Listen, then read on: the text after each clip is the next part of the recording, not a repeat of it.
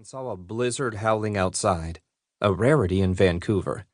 It was the first day of shooting Darkness Falls. Where else? In the forest. The crew worked through the snowstorm, getting trucks in and out of the slush and ice. They'd all been through these provincial winters and took it in heroic stride. That's another thing that Vancouver provides: free atmosphere. If you shoot 10 months of the year, you'll span all 4 seasons, which include long summer days and short winter nights due to the northern latitude. From September to late spring, you can count on gray days and low light. Perfect for a show like The X-Files. The local crews here have learned to shoot right through the rain, a badge of pride in a town that loves rather than hates the precipitation that makes the city green and shiny all year. David once made a joke about the rain that was taken not a little unkindly. But when we came back to do the event series nearly 20 years later, all seemed to have been forgiven. It's a testament to the best reason to be in Canada: its people. The crews here put the X-Files on the map. I'd like to think we returned the favor, but Vancouver would have been called Hollywood North over time even without us.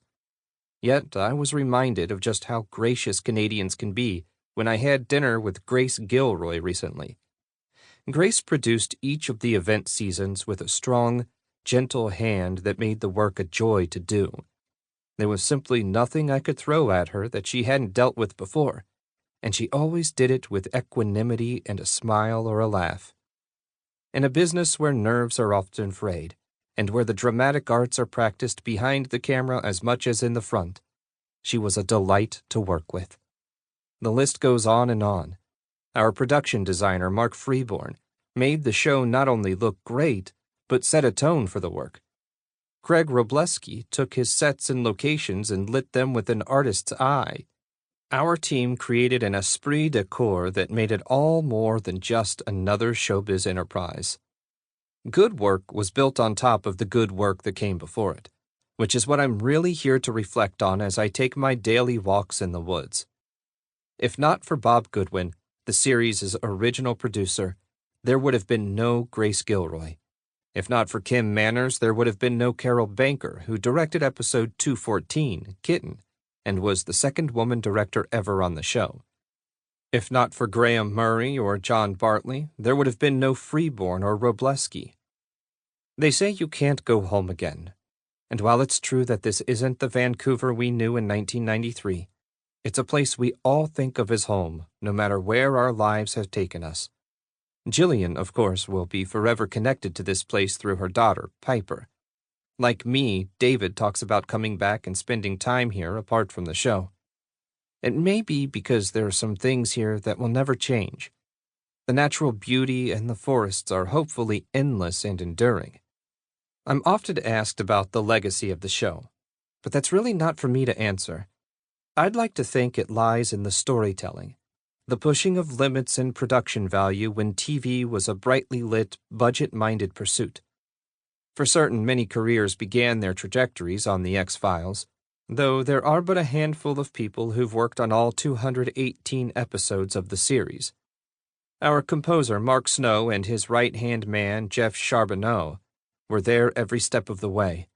But even David and Jillian weren't in every episode, though they were always absent centers. It's hard to imagine the show going on without them. The mythology of the series has been all-important to the most die-hard fans, and revisiting it through 25 years has been painstaking. Following Mulder and Scully's quest to find the truth, both personally and professionally, made it more than a procedural, from Mulder's search for his sister to the birth of William. Trust no one has been a drumbeat that has never been timelier than now, when truth itself is threatened in a world of fake news and everyday conspiracies. Through 4 presidencies, The X-Files has charted real history. That journey, one of the longest in a medium almost 80 years old, is an undeniable part of our legacy, whether you're a fan or not. But if you're hearing this, I suppose you must be a fan. And if you're listening to it, know that this book, like the show, is for you. Thanks for keeping The X-Files alive. The truth is out there. Chris Carter, Vancouver, British Columbia. To keep listening to this audiobook for free, click the link in the description. It will take you to a free Audible trial where you can listen to this and many other books for free for 30 days.